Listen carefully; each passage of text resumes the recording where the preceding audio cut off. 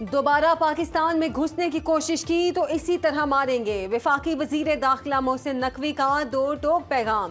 News conference میں کہا 25 اور 26 اپریل کی درمیانی شب خوارج نے شمالی وزیرستان میں داخل ہونے کی کوشش کی۔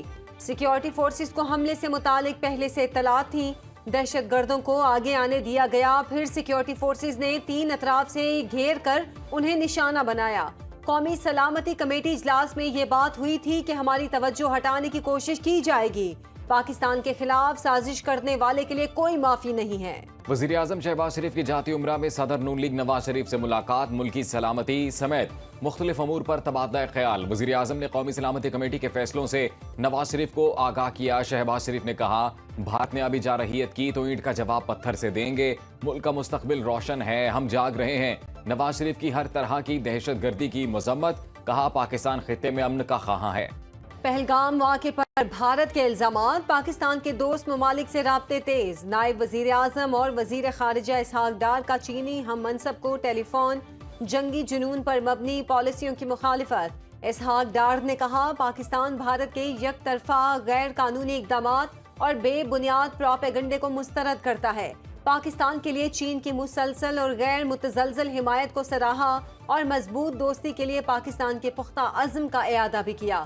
فریقین نے امن اور پائیدار ترقی کے مشترکہ مقاصد کو آگے بڑھانے کے لیے رابطہ برقرار رکھنے پر اتفاق کیا۔ پہلگام واقعے پر سلامتی کونسل میں پاکستان کی سفارتکاری کام کر گئی۔ اقوام متحدہ کی سلامتی کونسل کے پہلگام واقعے پر مذمتی پیغام میں بھارت متنازع الفاظ استعمال کرانے میں ناکام۔ اقوام متحدہ کی سلامتی کونسل نے اپنے اعلامیے میں پہلگام واقعے کی مذمت کرتے ہوئے متاثرہ خاندانوں سے اظہار افسوس کیا۔ جاری اعلامیے میں پلوامہ کی طرح سخت زبان استعمال نہیں کی گئی۔ پاکستان اور چین کی کامیاب سفارتکاری کی بدولت بھارت کو ناکامی کا منہ دیکھنا پڑا۔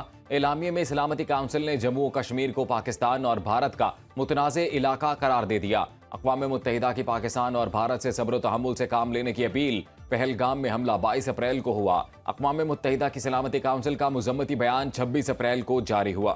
لندن میں بھارتی شرپسندوں کا پاکستانی ہائی کمیشن کی عمارت پر حملہ، کھڑکیوں کے شیشے توڑ دیے، عمارت کی بیرونی دیواروں پر رنگ پھینکا گیا۔ Pakistani high commissioner doctor Faisal کا کہنا ہے سی سی ٹی وی فوٹیج کی مدد سے پولیس نے حملہ آور کو گرفتار کر لیا۔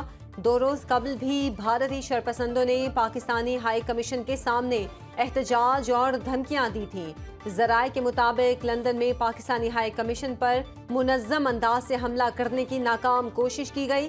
300 سے 400 شرپسندوں کو اکٹھا کرنے کے لیے بھارتی خفیہ ایجنسی را نے کردار ادا کیا۔ احتجاج میں اسرائیلی شہری بھی جھنڈے اٹھائے شامل تھے۔ پولیس نے 4 نقابپوش شرپسندوں کو گرفتار بھی کیا۔ بھارتی دراندازی کا متناسب سے زیادہ جواب دیں گے، بھارت نے کشیدگی نہ بڑھائی تو فوجی کارروائی سے گریز کریں گے۔ وزیر دفاع خواجہ آصف کا روسی ٹی وی سے انٹرویو، بولے خطے میں دہشت گردی کا سب سے بڑا ہدف پاکستان ہے۔ بھارت ان باتوں کا الزام لگا رہا ہے جن کا ہم سے کوئی لینا دینا نہیں۔ پاکستان مغرب بالخصوص امریکی پالیسیوں کے نتیجے میں دہشت گردی کا نشانہ بنا۔ افغان روس جنگ اور 9/11 کے بعد امریکہ افغان جنگ ہماری نہیں تھی۔ پاکستان ماضی کی پالیسیوں کے نتائج بھگت رہا ہے۔ پاکستان کے ساتھ جو کچھ ہو رہا ہے اب اس کی ذمہ داری کوئی بھی لینے کو تیار نہیں۔ امریکہ نے 80 اور 90 کی دہائی میں ہمیں چھوڑ دیا تھا۔ 2021 میں امریکہ کے افغانستان سے تباہ کن انخلا کے نتیجے میں سیکیورٹی کی صورتحال مزید تباہی کا شکار ہوئی۔ پہلگام واقعے پر بھارتی میڈیا کی غیر ذمہ دارانہ رپورٹنگ صحافتی اقدار کا قتل عام قرار۔ فیک نیوز واچ ڈاگ کی 31 صفحات پر مشتمل تحقیقاتی رپورٹ میں اہم انکشافات، پہلگام واقعے کے عینی شاہدین اور بھارتی میڈیا کی رپورٹنگ میں کھلا تضاد۔ 2020 میں افغانستان میں اسلحہ تھامے شخص کو حملہ آور قرار دیتے ہوئے فیک نیوز چلائی گئی۔ زندہ جوڑے کو مردہ ظاہر کرنے پر جگ ہنسائی ہوئی۔ پاکستان کی ایٹمی جنگ کی دھمکی کی من گھڑت خبریں نشر کی گئیں۔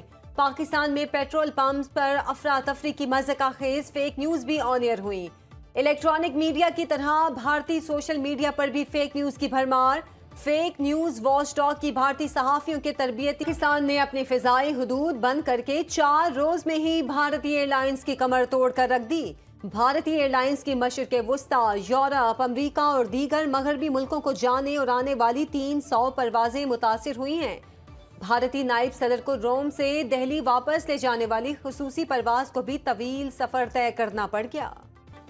पहलगाम फॉल्स फ्लैग हमले के बाद भारत में जम्मू कश्मीर के तलबा पर तशद्दुद के वाकयात में तशवीशनाक हद तक इजाफा। भारतीय शहर मोहाली में हिंदुओं ने तालीम की गर्ज से हॉस्टल में रिहाइश पजीर कश्मीरी तालिबा को हिरासा किया।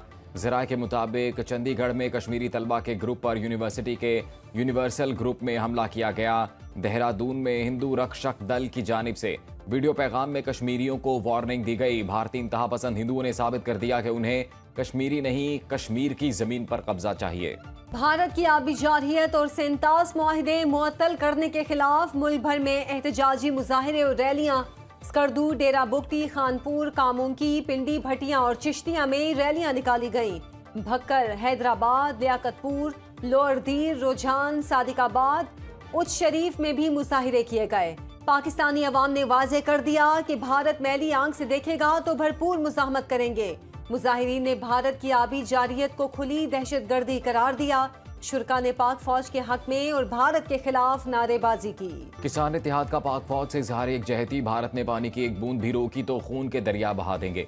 सब किसान पाक फौज के शाना बशाना भारत के खिलाफ मिलकर लड़ने को तैयार हैं। सदर किसान इत्तेहाद खालिद खोखर की मुल्तान में न्यूज कॉन्फ्रेंस बोले, पाकिस्तान है तो हम सब हैं, रियासत हमारी माँ है। मोदी को पैगाम देना चाहते हैं, कश्मीर हमारी शहरग है तो पानी हमारी जिंदगी है। भारत का हर शहर पाकिस्तान के मिसाइलों की जद में है। दरियाए सिंध से नई नहरें निकालने के खिलाफ Karachi national highway link road पर एहतजाज। इलाका मैदान जंग बन गया। पुलिस की भारी नफरी ने मुजाहिरीन के लगाए टेंट हटा दिए। एहतजाज खत्म कराने की कोशिश के दौरान पुलिस और मुजाहिरीन में तसादुम। पथराव से पुलिस मोबाइल और वाटर कैनन को नुकसान पहुंचा। मुजाहिरीन ने पुलिस मोबाइल को आग लगा दी। विफाकी वज़ीर ख़जाना मोहम्मद औरंगज़ेब की अमरीका में मुलाकातों का सिलसिला जारी। वज़ीर ख़जाना ने USDFC के कायम मकाम CEO से मुलाकात की।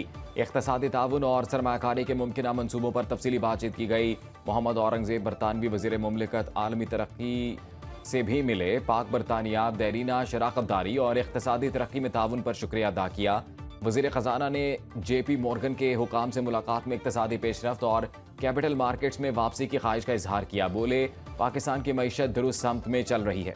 वज़ीर आला पंजाब मरियम नवाज से अमरीकी सदर ट्रंप के इदारे वर्ल्ड लिबर्टी ऑर्गेनाइजेशन के वफ्द की मुलाकात। Blockchain innovation, tokenization, real world assets और स्टेबल एप्लीकेशन पर तबादला ख्याल। डिजिटल लेन देन में शफाफियत, बेहतर कारकर्दगी और सिक्योरिटी अमूर के लिए स्टेबल कॉइन सोल्यूशन के निफाज पर बातचीत। मुलाकात में तरसीलात ज़र, मालियाती लेन देन और आलमी तिजारत के बेहतर फ्रेम वर्क की ज़रूरत पर जोर दिया गया। लाइन ट्रेड में तेजी से आगे बढ़ रहा है। विफाकी वज़ीर दाखिला से गैर मुल्की सरमायाकार कंपनियों के वफ्द की मुलाकात। मोहसिन नकवी ने सरमायाकारों के तहफ़्फ़ुज़ और सरमायाकारी को महफूज बनाने के लिए किए गए इक़दामात से आगाह किया। वज़ीर दाखिला मोहसिन नकवी ने वफ्द की तजावीज़ को नोट किया और हर मुमकिन ताउन फराहम करने की यकीन दहानी भी कराई। पाकिस्तान में गैर कानूनी तौर पर मुकीम अफगान बाशिंदों की वतन वापसी का सिलसिला जारी। चमन होल्डिंग कैंप में अफगान मुहाजिरीन की बाकायदा बायोमेट्रिक का इंतजाम। डिप्टी कमिश्नर चमन हबीब अहमद बंगलजई के मुताबिक 1 अप्रैल से लेकर अब तक चमन बाबे दोस्ती के रास्ते 41,000 से जायद अफगान मुहाजिरीन अपने मुल्क वापस गए। DC चमन के मुताबिक कैंप में जिला इंतजामिया की जानिब से अफगान मुहाजिरीन के लिए पानी और खाने पीने का भी बंदोबस्त किया गया।